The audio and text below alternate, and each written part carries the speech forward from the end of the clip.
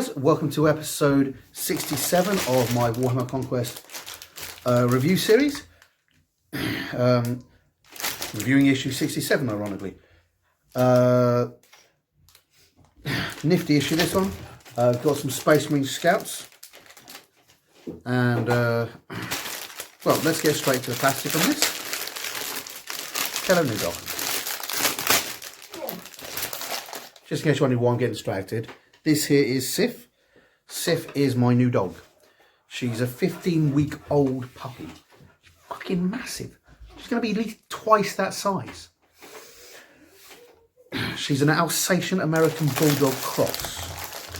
Not the biggest dog I've ever owned, but pretty fucking big. So that's going to be amazing. But let's get on to the actual... yeah, so I may be distracted when she comes in to say hello because literally got her maybe 2 hours ago. And she is adorable. I already love her more than my children. No, I'm kidding. Maybe. Well, first things first, we've got our lovely bases. Tiny bases for scouts. And then we've got our scouts. We've had scouts already in Conquest, but those scouts were armed with bolt pistols or shotguns or bolters, depending on how you want to lay them out. And I think they're the slightly newer loadout. These are the slightly older models, I believe, but 2005, so roughly the same time, very similar anyway. And these are the sniper rifle scouts, which are really, really very useful. It might be that these are the newer ones, I'm not sure. I always think these ones look a bit more classic with their guns. So you get 6 sniper rifles there. And you don't have any options to load them with. You've got 6 potential sniper rifles, and on the other sprue we have a rocket launcher. It's always worth taking the rocket launcher in my opinion, just because it has the same range, the 48 inches, or at least it used to, as the sniper rifle, and you have a crack grenade option or a frag grenade option, so they're quite useful. If that's not what you want, you can ignore it and use something else. You've got quite a few nice little extra bits in terms of scopes. What looks like a very small orc head and a gene stealer head. And some backpack rolls, stuff like that. If we go onto the other thing, we've got a few bits like your grenades and reload pouches, and a lot of optics, which can go on the helms but don't actually have to. You can kind of paint them as they are with the triangle things, but they look better with the little night goggle optics on. The scouts themselves are fairly standard. You've got a lot of decent poses. You've got a nice kneeling pose, which you can either have as a shooting scout or as your rocket launcher. And your scouts all come with, well, not all come with, 4 of them come with camo cloaks, including the kneeling one. And one of them doesn't. What you want to, how you want to use it is up to you. But you can set them up however you want. That one there, that torso there is the torso for the rocket launcher because it doesn't have the arms built in. And you can put the extra rockets on there, or if you want to, you can put it's rolled up to look like a blanket. But in terms of a WYSIWYG, that can easily represent a camo cloaks, just to let your opponent know that they're all camo cloaked up, if that's what you want. I'm probably actually going to not be using these scouts. I've already got sniper rifle scouts. What I'm probably going to be doing with these is tearing them apart and using them in building my new project, which is my squat army made from Arkanauts. I've already used some of the spare stuff from my previous scouts for those guys. And if you're wondering why I'm using scouts, the reason's easy. I don't have many spare bases, and they're the right base size of scouts. Plus, Space Force scouts get a hell of a lot of war gear loadout, so I can pretty much make 5 to 10 man squads and whatever I want. And they're going to be but also it means that I can use my Space Wolf army and I can use my squads as additional scouts. I just want a really scout heavy army if I fancy it, because of the count, using them as count says. But yeah, one of the older models that we'll be getting in this series, but still a very good one. Still quite decently proportioned and quite a reasonable amount of detail. Obviously not as good as the newer models, but as I say, the copyright in this, which you can kind of see up here, is 2005. So they are 14-year-old models. So you can allow for them not being quite as amazing as some of the newer builds, but they're still pretty good models and very serviceable. Got a nice picture of them there, telling you,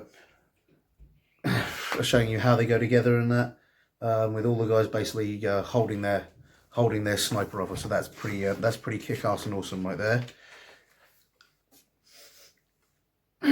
And the sniper rifles look pretty fantastic. We'll have a look at the rules on the end of them, but sniper rifle. Sorry guys, sniper rifles are a very useful tool to have in your arsenal. They're not something you're going to want to use in every battle, and it very much depends on what kind of foe you're facing, but in specific battles or against armies that use a lot of powerful characters, having the ability to punch powerful characters and punch across the board is pretty good. Standard bits and pieces there, signed by Ian, our Spiritual Liege. And first page, we've got Company and Chapter Champions. Obviously, there's a picture there on Ultramarines, just looking through that. It's giving you a basic description of what they are and what they do. It's not describing specifically Ultramarine champions, but obviously the way it is talking about them is very much based on the Ultramarines. Champions are the most skilled warriors in their chapter, tasked with dueling the most deadly enemy warriors. So that's pretty cool. There we go. The black armor and silver arms of this Dark Angel champion marks him as a member of Deathwatch, which they will also. Are we talking about that in this issue? Which they'll also be talking about in this issue. It also covers the Emperor's Champion. The Emperor's Champion wields the black sword with the zeal of a true believer. Emperor's Champion is the champion of the Black Templars or any of the Black Templars successor chapters, although a lot of chapters do have Black Templars. When it says with the zeal of a true believer, it's worth noting Black Templars, I think, are the only ones, or Black Templars and the successors are the only or very few Space Marines that actually follow the Imperial cult. Most Space Marines follow their own beliefs or their own practices, often relating to their Primarch. Some of them still follow what's known as the Imperial philosophy, which was basically a belief in science and facts and a complete rejection of gods and magic, which was made more difficult when it turned out that beings powerful enough to really call themselves gods by anyone's standards were actually real.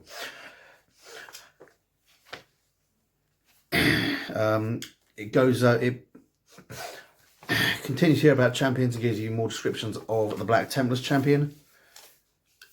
Then we're going into Space Marine Sergeant Tellian. It's worth noting, we're dealing with scouts again. It's worth noting that in a standard chapter, most scouts are neophytes, which means they're the new Marines. They're the beginners. They haven't fully developed into Marines. But the sergeant of the squad is almost always an older Marine. And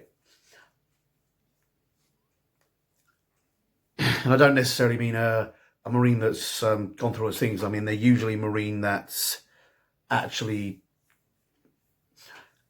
nearer to the end of his life than he is at the beginning, I guess would be the best way to describe it.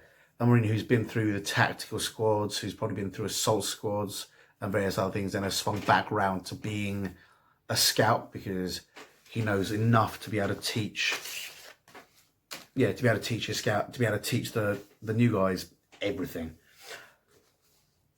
which is pretty nifty. And this guy is, you can see, because you can see from the picture, he's a fairly old dude, dressed in scout armour. Torius Telion is the most accomplished scout sergeant the Ultramarines have ever known.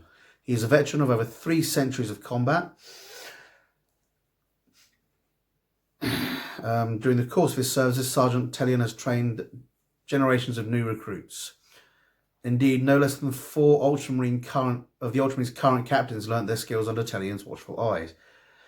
Now that is a bit confusing because there have been various contradicting statements about Space Marines. One of the statements that I read a while ago stated that Space Marines didn't show any significant signs of aging until they reached about 400 years old.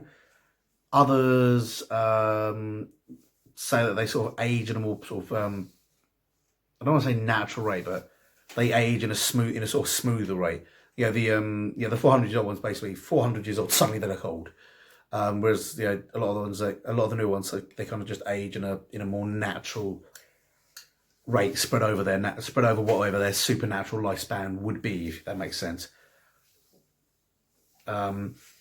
But even so, 300 years in theory isn't that old for a Marine. I mean, this guy looks like an old man. But that is also one of the other things worth noting about Marines is even when they look like old men, they're still almost entirely physically fit. Marines can get very, very old, at which point they can start to wear down, the same as well, it's not the same as a normal human, but in a similar fashion to a normal human, who gets older and loses strength and muscle density and things like that. That can happen, but from what I understand of Space Marines, that doesn't happen until really very close to the end of their lives, and very few Space Marines make it that far. And the ones that do make it that far are usually so old and tough and skilled that they're near impossible to kill. The basic principle of this is, well, if you look at the average person, you get more skilled and better at doing things a lot of the time as you get older, and part of that is down to the fact that you just get used to being in your body and you learn how to move more effectively and more efficiently. Particularly if you're studying sort of martial arts or gymnastics or dancing, anything that encourages you to practice and practice and practice. Which is why some of the older martial artists and some of the older dancers are capable of truly astounding things. Usually right up to the point they get too old to be able to do anything and their bodies conk out. So if you imagine a Space Marine timesing maybe 30 years worth of prime, say you go from sort of like 25 when you're fully developed, because it can take up to 21 to 25 years before you're fully developed, into about 55 when you start really getting old, when age does start catching up to you.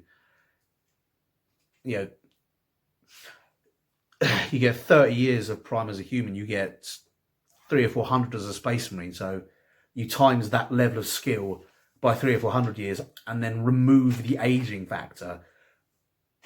A 300, 400 year old Space Marine is going to be, frankly, astoundingly precise, just by virtue of having done the same things again and again and again over the course of hundreds of years. It's the same sort of it's the same reason that Lord of the Rings, when you watch Legolas and that, he's able to perform all those stunts. It's not because elves are fundamentally stronger or faster than humans, although apparently they're supposedly a little better in some aspects and a little worse in others. But it's probably because he's had 400 years to perfect everything he does. Or I don't know how old Legolas is, but he's had centuries to perfect everything he does down to the finest nanometer. Add to that the heightened senses, and you can see why you've got superhuman creature that can skate down shields, do backflips, kill people before they even know it.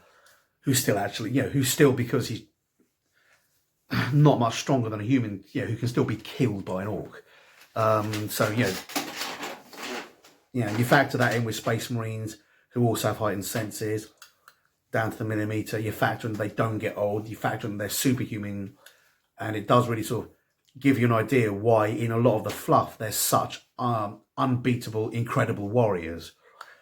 They know what's going to happen because they've been through it 100 times, 1,000 times, 1,000,000 times. So really explain, Space Marines are some of the best warriors in the galaxy almost just by virtue of age.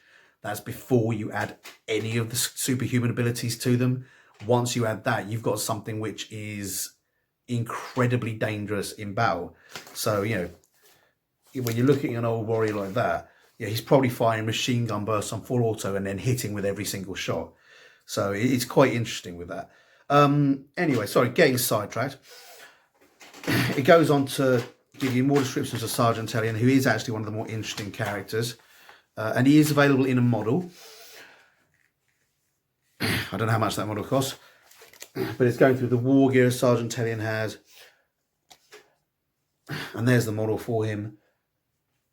He's quite an old Marine. He has only a single stud.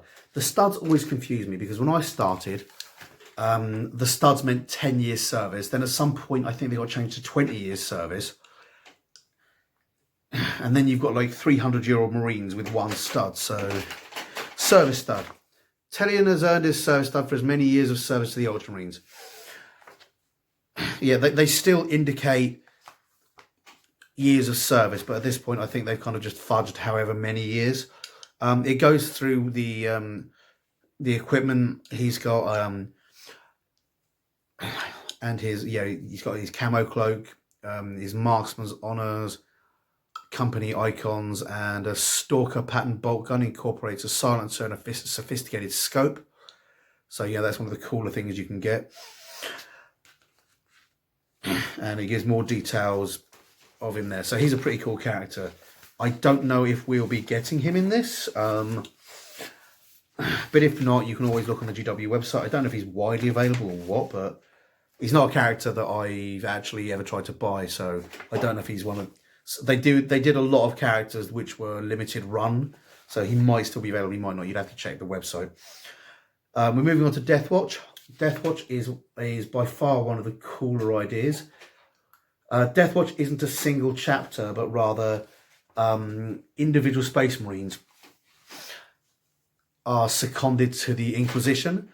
And they spend a few decades with the Inquisition, specialising in hunting and killing aliens.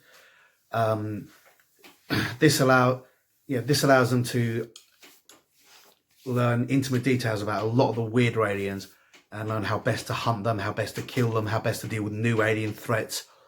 It allows them to stay at the cutting edge of dealing with Xenos, which they then, when they return to their chapter, they bring back and they disseminate amongst their chapter, and other Marines then head off into the Deathwatch. And it's a constant cycle of new Marines coming in and going out of Deathwatch, so that every chapter stays pretty much up to date with any new discovery, any new race, any new aliens, because the Deathwatch are part of the order of the Inquisition that specifically deals with Xenos threats.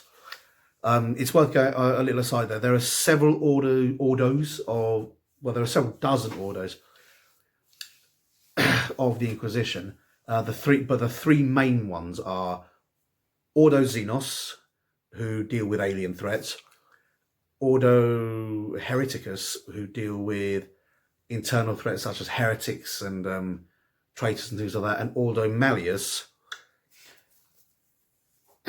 which deals with demons and things like that. Worth noting that Ordo Xenos means the order of aliens, Ordo Hereticus means the order of heretics, Ordo Malleus means the order of nasty.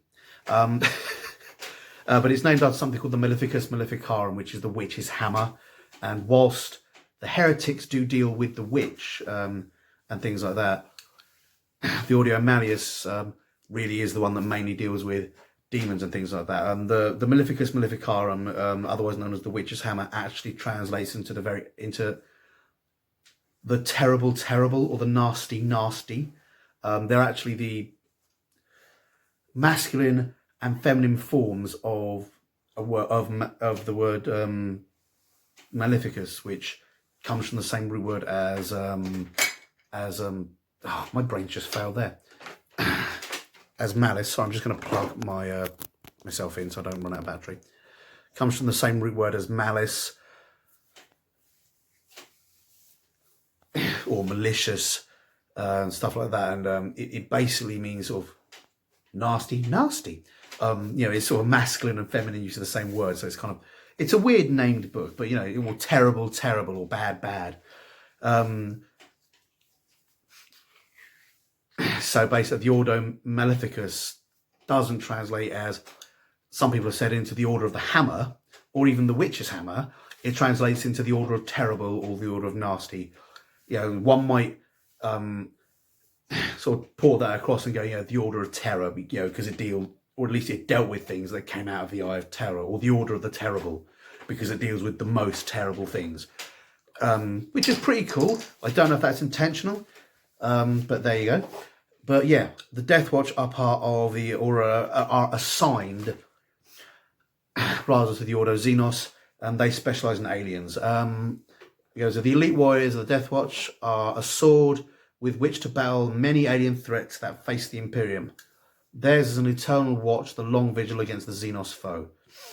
And again, as I said, it goes on to say, the warriors of the Death Watch are drawn from many Space Marine chapters across the galaxy, all of whom are required to provide a tithe of warriors to the Death Watch. Their duty is to use their varied expertise to fight the Imperium's enemies. It is considered a great honour for a spaceman to serve in the Death Watch. His chapter will often stage a ceremony to mark his departure. It also states that a lot of these warriors will die, but when they get, but it also says again that when they go back, it also helps the other guys know how it functions. The Death Watch, basically, you'll see the armor there. You've got a silver armor plate and armor of the Inquisition. The armor itself is black, and what you can't see is the other side of the armor will carry the will have the colors and iconography of their chapter. So if they're from the Imperial Fist, it'll be black armor, inquisitorial shoulder pad, and Imperial Fist shoulder pad.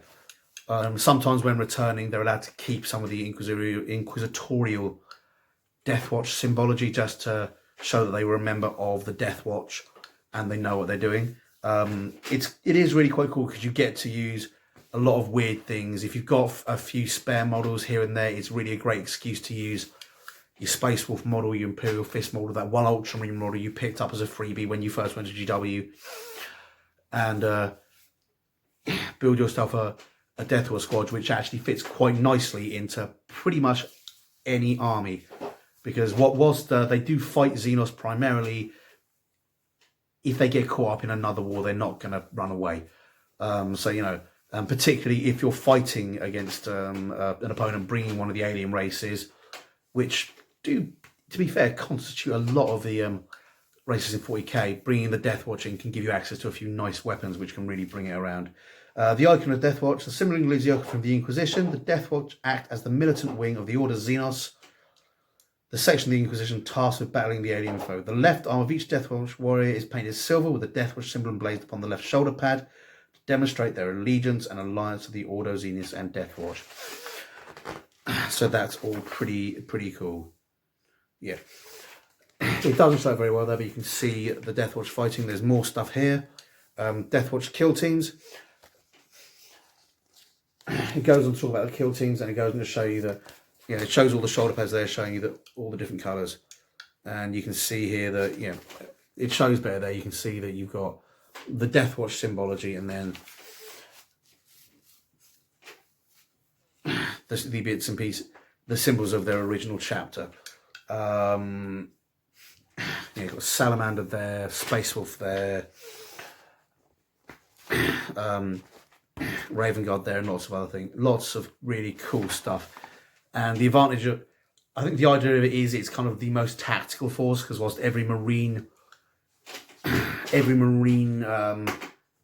chapter has a speciality, even the Ultramarines whose speciality is adaptability, the Death Watch has every specialist in there, so they can share tactics and use whatever specialist is needed to deal with a specific alien foe, which is pretty cool. It does also mean they get access to a lot of stuff.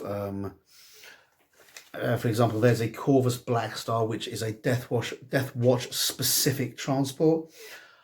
The Death Watch do actually tend to operate in kill teams as well,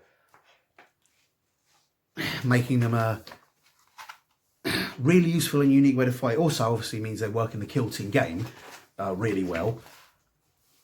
But on top of that, it means that when you include them in your main armies, you can include a lot of weird and wacky specialist weapons, which will allow you to deal with weird and wacky things. Particularly, again, there are a lot of aliens out there. There are a lot of sort of Xenos species, even the ones that are just playable. And each of the aliens usually has a subdivision. The Tau have their crew. The Tyranids have their gene stealers. The Orcs have various sort of specialists in that, and Death Watch are a great way of including your own counter specialists in the army to try and deal with those specific problems, which is quite cool. And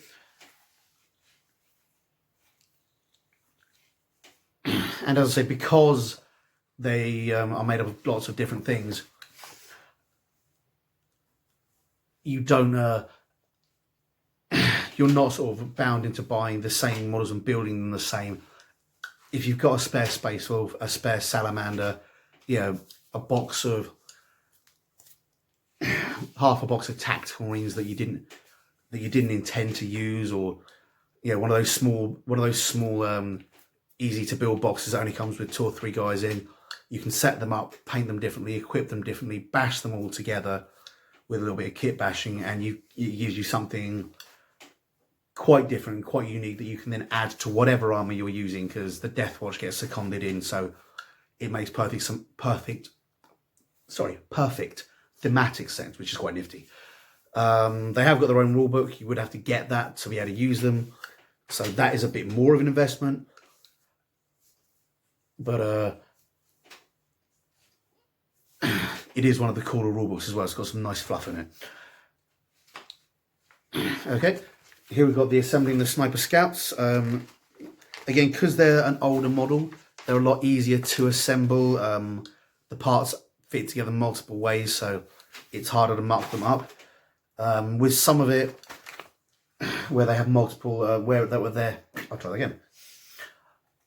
they're multi-pose, it can be worth dry fitting some of the bits just to make sure that they look good, that you've got them turned in a way that makes sense and that you like. Unlike a lot of the easy to build stuff where it only fits together one way and it's designed or ready to look cool, you get a lot more freedom with these guys, so you can make them look really cool, or you can make them not quite look as cool, but it's entirely up to you. So more cool stuff. Only a couple of pages of it, because again, they're very easy to build. Then we're going through how to paint Sniper Scouts. These guys are a little more complicated than the ones you painted previously. Snipers wear carapace armor and cloth, albeit probably bullet resistant cloth. So you're looking at different colors. It's not just one color over the lot. So it is a little more careful. It is a little more awkward. You can see in there, for example, you've got a little bit of white just under that shoulder pad. It can sometimes be worthwhile to paint some bits on the sprue. I never do, but it really is a matter of personal style. And it is, whilst they've given the basic color scheme here, it is usually worth noting that, painting the white bit that is buried in the little crevice there first, and then painting the blue to shoulder pad second, is the way to do it. Paint the harder to reach bits first, because that way when you inevitably get paint on bits that you didn't intend to paint that color, you're not having to just repaint and rewash. You know, do your difficult bits, do the bits that are harder to reach, or the bits you think, oh, if I try and paint that, I'm going to get paint in other places. Do those bits first, then move on to the more surface elements that are more easily accessible. It's just time saving and will save annoyance. It's got quite a few examples of camo cloaks there, that, you know, whichever ones you might want to do. They're all pretty cool, they're all pretty nifty. So you pick one you like. Covers the shade applications and all stuff like that.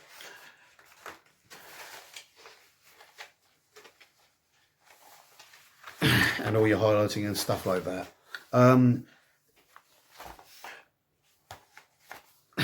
Worth noting, as I often do, randomly in the videos, I probably should be a bit more organised and do costings and things like that first or last or whatever, but these come to £17.50, which is the exact same price as the other Scout box, both Scout boxes being £17.50.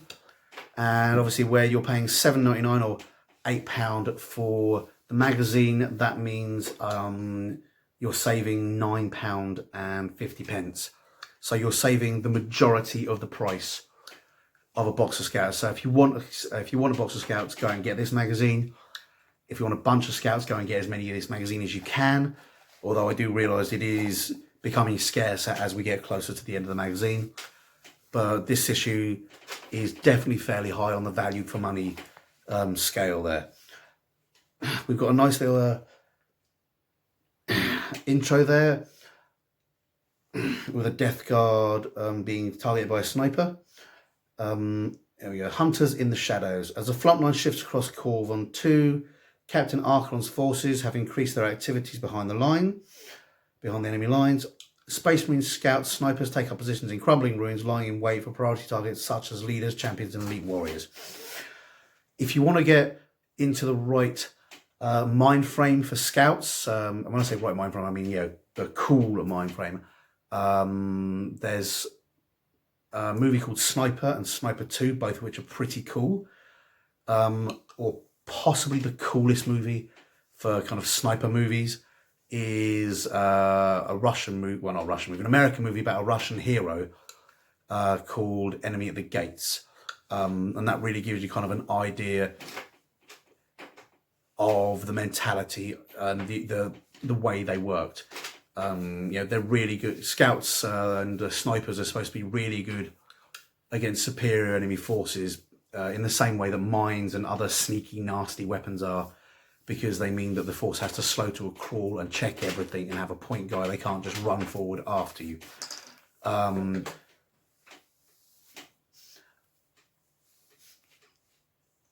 There's obviously a debate as to whether sneaky fighting is honourable. I'll leave that up to decide where your chapter falls on that. Some chapters only use them when absolutely necessary, others use them all the time, but really it's about what you want to do. Here we go. We've got Kill the Leaders. Ultramarines have compiled a list of priority targets in the Death Guard ranks. So it looks like another one where you're going to be randomising the battle boards. You're getting massive deployment zones, so you're going to be very close. So that's worth noting. And it is worth noting, with that kind of closeness, the Scouts' long range isn't going to give a massive advantage. So it's going to be a bit trickier. It's worth noting in normal boards the fact that the Scouts have a 48-inch range, or they used to. Do they still have a 48-inch range? Let me just check. No, they have a 36-inch range. Now they have a 36-inch range, so it's not so bad being closer. But they are one of the longer range weapons, which allows them to do more damage to your enemy before your enemy gets to you. And yeah, being able to hurt your opponent when they can't hurt you is awesome. Anyway, where are we? The armies, maximum power rating of 30, which is fairly solid. 3 command points. Death Guard army list must contain at least 3 models with the character keyword. Again, they've moved on. Sorry. The Conquest magazine has moved on, as we've seen in the last few issues, from the here are your specific lists to the we've taught you how to build army lists, now go and play mentality, which is really cool. A lot of the fun to be had in these games comes down to how you particularly choose to build your army list. The Space Marine army must contain at least 3 battle line units. Battle line units have this symbol, which is the little arrow, golden arrow there, on their data sheets in the upper left corner. If we move over to that, we can see that scouts count as battle line units, which is pretty nifty, meaning you can include both of your scout squads there. So that's pretty cool, if you want to, and depending on how you built them.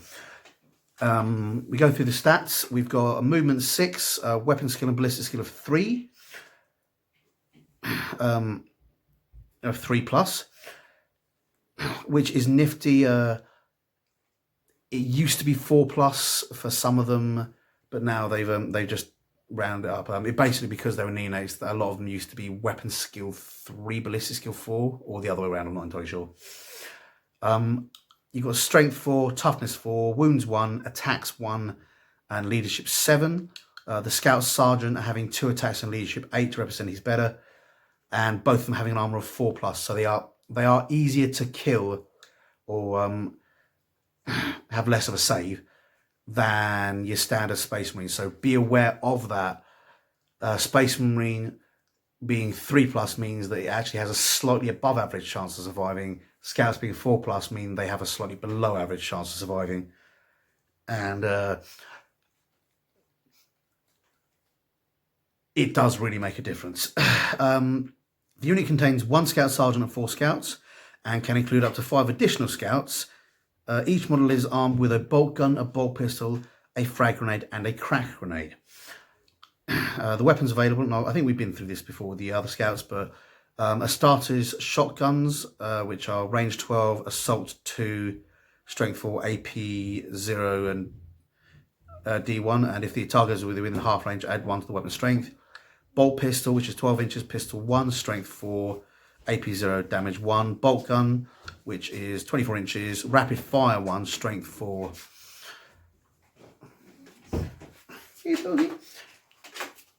Strength 4, AP 0, damage 1. The heavy bolter, which you don't get in this set, so you can't equip. Well, you don't get any of these ones in this set, so, but that's range 36, heavy 3, strength 5, AP -1, and damage 1. None of those weapons are available in this set. You get the missile launcher, which is available in this set. When attacking with this weapon, choose one of the profiles below. Frag missile, 48 inches, heavy D6, strength 4, AP 0, damage 1. Or the other end, a crack missile, which is heavy 1, strength 8, AP -2, and damage D6. One is good for units with low armor, the other is good for units with high armor. Then you've got the sniper rifle. I am saying that a lot, I don't know why. Sorry, guys. The sniper rifle, which is heavy 1, which means you can't move and fire with it without taking penalties. Strength 4, AP 0, damage 1. However, it does have a special rule. This weapon may target a character even if it is not the closest enemy unit. If you roll a wound of 6+ for this weapon, it inflicts a mortal wound in addition to its normal damage. So that's very similar to the old Rend rule, where where on a 6+ they got an extra D3 damage, but in this case it just does an extra 1 damage. So but that's unsavable. So if you hit, and so where you go, and you wound, and the wound roll is a 6+, you're doing 2 wounds, one of which is unsavable. And again, that's on a character. Obviously, characters often tend to have high wounds, so there's a good chance that, well, they're heavy weapons, so, and you shoot with units, so you'll be shooting at it with all your snipers. But that means you're looking at 5 wounds. Yeah, if you go with just sniper rifles, you're looking at 5 wounds, and given a 1 in 6 chance, there's a reasonable chance to middling that you'll get an extra wound. It is not massive, because you've got to remember, well, 5 wounds, sorry, you won't be looking at 5 wounds. You'll be looking, because you've got to remember, you've got to roll to hit, and a 3+, you'll lose about a third. You've got to roll to wound. On a 3+, you'll lose about a third. And of those that remain, if you get a 6, it does a mortal wound. So you're not doing that many wounds with a 5-man scout squad. If you have a 10-man scout squad, obviously you increase your chances significantly. In most cases, you're going to have a 4-man scout squad with a rocket launcher because it gives it a bit more adaptability. It is worth remembering, obviously, that the rocket launcher doesn't have the sniper rule, so you can't fire them at a character unless that character is the closest unit. So you may be going either or, and you may be forced to make that choice if you choose to take the rocket launcher. Whereas if you equip them all with sniper rifles, they're all firing the same thing, but you have less tactical flexibility. In all fairness, the new rule isn't as nasty as the old rule. The old rule was quite good because it had an extra D3 damage. That's my wife's bum. It's just gone out of shot. So it made them really nasty and able to do wounds. This, it adds an additional wound, so that made it really cool. The D3 damage also meant that sniper rifles could actually take out vehicles. Only lightly armoured vehicles, but they could, which was all a bit weird. I think this rule actually is better and represents the sniper rifle better. You also get a combat knife option, which is range melee, type melee, strength user, 0 AP and 1 damage. Each time the bearer fights, it can make 1 additional attack with this weapon, so that's pretty cool. Here you go. You also get frag grenades and crack grenades as standard. War gear options: the scout replaces bolt gun with a chain sword. Well, no, he has a bolt gun and a bolt pistol. So if you replace the bolt gun with a chain sword, you've still got a bolt pistol.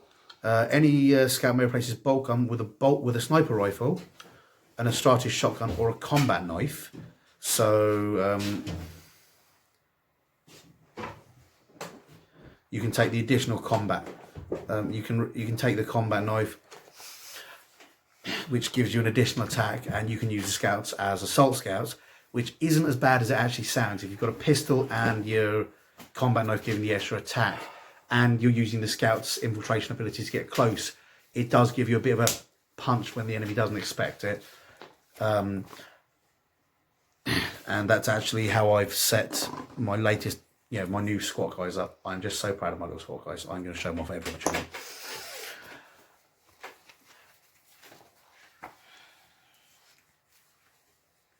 So you can basically make assault scouts, so that's pretty nifty. A scout may replace his bolt gun with a heavy bolter or missile launcher, so that's cool. Any model may take a camo cloak, and that gives them a bit of a better save. Ability rules, and they shall know no fear. You can reroll failed morale tests. Combat squad: before any model deploys at the start of the game, a squad containing 10 models may be split into 2 units, each containing 5, so that's useful. Codex discipline: models in this unit can still shoot in a turn which they fell back. Obviously, you have to take into account the heavy weapon if you're using the scout, if you're using the sniper rifle, but if you're using the pistol rifle, obviously you can use it as a pistol. You must subtract 1 from the hit rolls in the shooting phase. Concealed positions: when you set this unit up, it can be set up anywhere on the battlefield that is more than 9 inches from the enemy deployment zone. So that's one deployment zone, that's the other. Your scouts can be set up within 9 inches of, if this is your deployment zone, if this is the Marines, your scouts will be set up within 9 inches there, so they can be closer, they can hunker down, and that's pretty cool. What? My dog just went out of the cat flap. Let her in. And the camo cloaks: if every model in the unit has camo cloaks, so you have to equip them to every model, you add 2 to the saving throws made for the unit when they receive benefits of cover instead of 1. It's worth noting cover doesn't go down with AP. So if you've got no cover, you get 6+ save, 5+ save. If you've got cover that gives you a 1+ save, that's 5+, 4+ save, which can't be modified. So it's a better save than you've got. If you've got something with 2 cover, you've got a 3+ cover save, which makes you tougher than Marines because it can't be modified, and you're shooting back with sniper rifles and killing their characters. If you put scouts in the right places with the right saves, they're a bugger to dig out. If they do nothing else but make your opponent have to commit a big, nasty, strong unit to an area of the battlefield that's far away from you and your army, they can often be worth the cost, because they're taking a unit that is much more than their cost out of the equation, and then you can go and mop that unit up later, you know, because you suddenly have numerical or points advantage over the rest of the army. Not by much, but by some, so that is pretty cool. Keywords, you've got Imperium, Adeptus, Astartes, and Ultramarine. As always, the Ultramarine keyword is the chapter keyword. If you're painting up another chapter, you insert the appropriate chapter keyword. Those are your faction keywords. Keywords are Infantry, Scout, and Scout Squad, which is what you'd expect from an Infantry Scout Squad. Again, that's blank, so you can quite happily put it in with the rest of your rules. You've got all the things telling you how to look at what you can look at and things like that. And then we go on to the most exciting part, the back page. Next week we are going to be covering Hemotrope Reactors, Aldari Harlequins, which are amazing. You want to tune in for that one. And Lieutenant Keltos of the Silver Templars, which is pretty cool as well.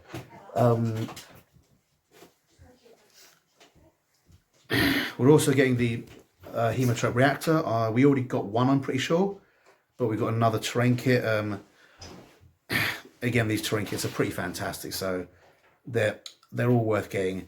Even if you're not collecting any of the other armies, the ones with the terrain kits, you know, if you're not even collecting this, the terrain kits are worthwhile. You're saving money and you're getting awesome terrain that's useful anywhere. Yes, it's Imperium, but even if you're a Xenos player, you can invade Imperium worlds. Issue after that, we have a Plague Marine Champion, and that's pretty cool. And we are going to be covering Plague Marine Champions, Discover the Astra Militarum, which are the spaceships, and the Indominus Crusade, which is the last major,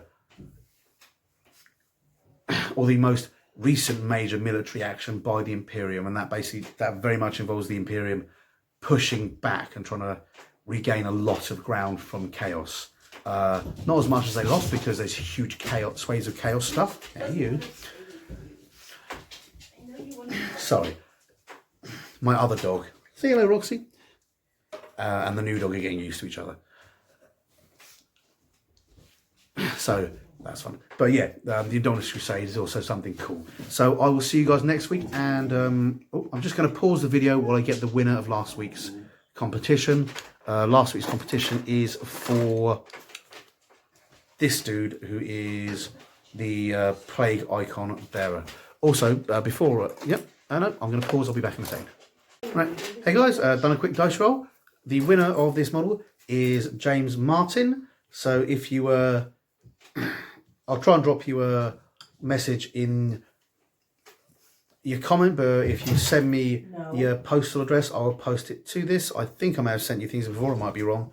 But as always, I delete the addresses after I've used them, because that way nobody else can hack my email account and get your addresses or anything silly like that. Not that I think anybody would try.